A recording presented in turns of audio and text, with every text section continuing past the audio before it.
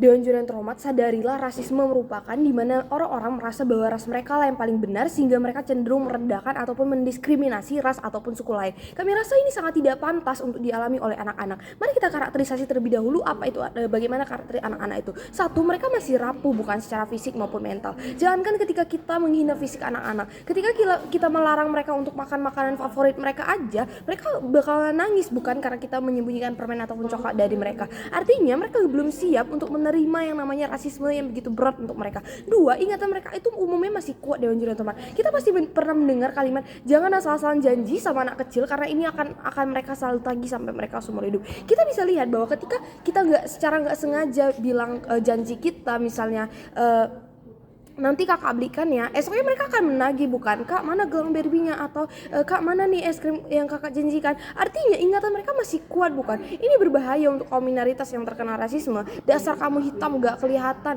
ini akan terngiang-ngiang di kepala anak-anak tersebut dan membuat mereka kesulitan dalam membangun kepercayaan diri mereka. Tiga, anak-anak belum bisa membuat keputusan sehingga mereka masih butuh bimbingan dari orang tua. Tujuan kami jelas, kami ingin melindungi anak-anak dari hal yang tidak selayaknya mereka dapatkan di usia mereka serta memberikan kebahagiaan yang nyata untuk mereka. Cara kami mencapainya adalah orang tua harus menyekolahkan anak-anak di sekolah yang memiliki etnis yang sama ataupun sekolah monoras. Orang tua juga bisa memilih untuk tinggal di masyarakat dengan etnis yang sama, misalnya India Town ataupun perumahan yang berisi etnis yang sama.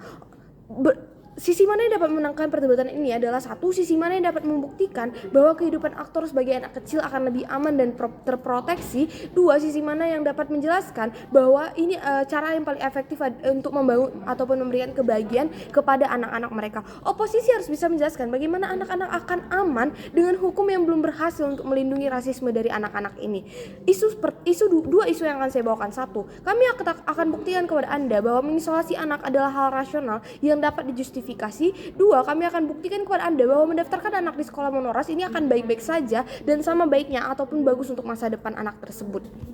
Satu, kami akan jelaskan kepada Anda bahwa ini 3 alasan sehingga ini dapat dijustifikasi. Satu, gak ada satupun orang yang sedari awal banget udah siap terkena ejekan atau rasisme bukan. Sadarilah mereka masih anak-anak. Niat mereka ingin pergi ke sekolah dalam mencari ilmu. Tapi apa yang mereka dapat? Trauma, depresi, kenangan buruk yang melekat di ingatan mereka sampai besar. Hal ini akan membuat mereka gak mau lagi sekolah. Mereka merasa bahwa sekolah itu tempat yang gak aman, sekolah itu tempat yang menyeramkan, sekolah itu tempat yang berbahaya, yang membuat mereka itu gak aman dan gak nyaman, dan ini akan buruk untuk masa depan mereka ketika mereka sudah memutuskan untuk berhenti untuk sekolah bukan. Dua, pada akhirnya anak kecil ini akan sangat mudah terpengaruh dan memvalidasi perkataan orang. Misalnya dia dikatakan, hei kamu hitam, itu penjahat loh. Perlahan apa? Dia berpikir bahwa oh berarti kulitku hitam karena aku penjahat ya. Perlahan dia akan merasa itu benar dan itu dia akan menjadi seperti yang dikatakan oleh teman-temannya, mulai dari mencuri pena temannya. Yang ini akan berbahaya untuk anak kecil tersebut dan kita nggak mau ini terjadi untuk anak itu bukan. Tiga, status quo gagal. Pada akhirnya pemerintah juga gagal untuk melindungi kaum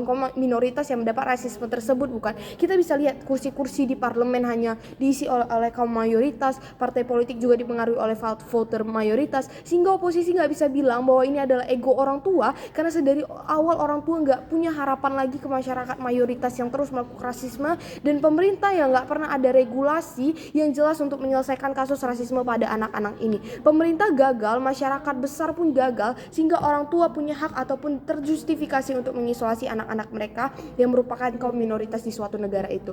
Even if niat kamu semulia itu, kamu sebagai minoritas mau mengambil resiko ini agar etnis kamu tuh dikenal dengan orang banyak, agar etnis kamu tuh punya citra baik, agar etnis kamu tuh perlahan-lahan diterima oleh mata mayoritas. Kami rasa ini gak akan terjadi di dunia anak-anak Dewan Juri yang terhormat. Sadarilah ini gak akan memperbaiki citra ras kamu ataupun memperbaiki rasisme yang ada, tapi apa? Ini akan malah memperburuk pendidikan untuk anak-anak itu. Sadarilah bahwa kasus ini udah terjadi lama banget. Kita ego kalau kita terus mengatakan sabar, suatu saat kamu akan diterima kok. Kapan? Sampai kapan mereka akan berjuang untuk itu? Karena gak ada kepastian kapan mereka gak lagi terkena rasisme dan most likely mereka gak akan pernah diterima. Maka oposisi gak bisa bilang ini bukan, gak bisa bertahan stuck di status quo yang mentok yang gak ada regulasi ataupun improvement itu bukan. Gak pernah juga ada solusi jangka panjang hukuman untuk anak-anak yang melakukan rasisme. Sehingga itulah mengapa mengisolasi anak-anak adalah satu-satunya cara untuk melindungi anak dari rasisme dan ini terbukti terjustifikasi. Isu 2, kami akan buktikan kepada Anda bahwa mendaftarkan anak di sekolah monoras ini akan baik-baik aja dan sama baiknya,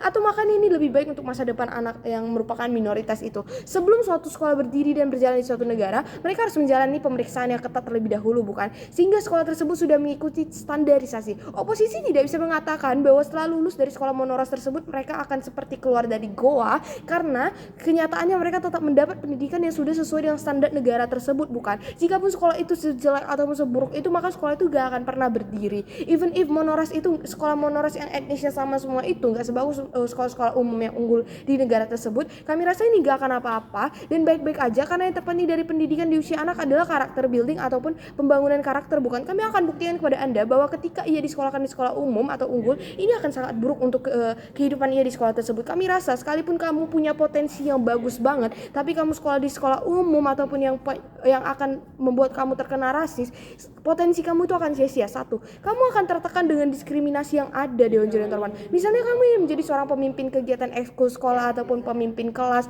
dan kamu punya potensi untuk mendapat jabatan itu, tapi itu nggak bisa terrealisasikan karena kamu minoritas dan kamu terkena rasisme. Potensi dan public speaking skill ataupun leadership skill kamu itu akan sia-sia, bukan? Dan kamu hanya akan menyerah atau menyalahkan diri kamu sendiri, dan ini buruk untuk aktor yang ingin kita lindungi, yaitu anak-anak tersebut. 2, tidak hanya dari teman-teman dari guru pun, kamu bisa saja terkena rasisme. Kita tahu bahwa nggak semua guru itu jujur dan adil, ada juga guru yang bias misalnya. Guru tersebut adalah mayoritas misalnya kulit putih. Ketika ia menyusun laporan penilaian bahwa ia melihat bahwa kulit anak hitam ini nilai yang tertinggi, tentu dengan adanya etnis gengsi ia akan melakukan berbagai cara agar tetap kulit putih yang berada paling depan sebagai juara, bukan? Hal inilah yang masih terjadi di Amerika Serikat, di mana kulit putih gak pernah mau kalah dari kulit hitam, dan ini buruk untuk orang-orang yang merupakan minoritas di kaum tersebut. Even if di worst scenario kamu terkejut batin karena setelah kamu dilepas orang tua, setelah kamu selesai terisolasi, kamu keluar dan kamu merasa bahwa dunia ini sangat berbahaya, satu, kamu masih bisa mencari pekerjaan yang sesuai dengan passion ataupun mayoritas etnis kamu. Misalnya mayoritas etnis kamu terkenal dengan rata-rata sebagai pengusaha, kamu akan bertemu dengan pengusaha-pengusaha lain yang dimana itu akan banyak dengan etnismu. 2, even if di worst scenario kamu akan dibully, dirasis dan sebagainya setelah kamu selesai diisolasi orang tua, kami rasa ini gak apa-apa karena di usia kamu yang sudah matang, kamu udah siap secara mental dan fisik untuk menerima diskriminasi itu, bukan? Misalnya ketika kamu dikatakan hey hitam kamu kriminal, kan? Kamu udah siap untuk menolak pernyataan itu dan mengatakan enggak kok, kita enggak kriminal, ataupun kamu bisa melakukan perkelahan fisik, ataupun kamu bisa kamu mengerti mekanisme melaporkan orang tersebut sehingga kamu gak serapuh ketika kamu masih anak-anak bangga menjadi proposisi.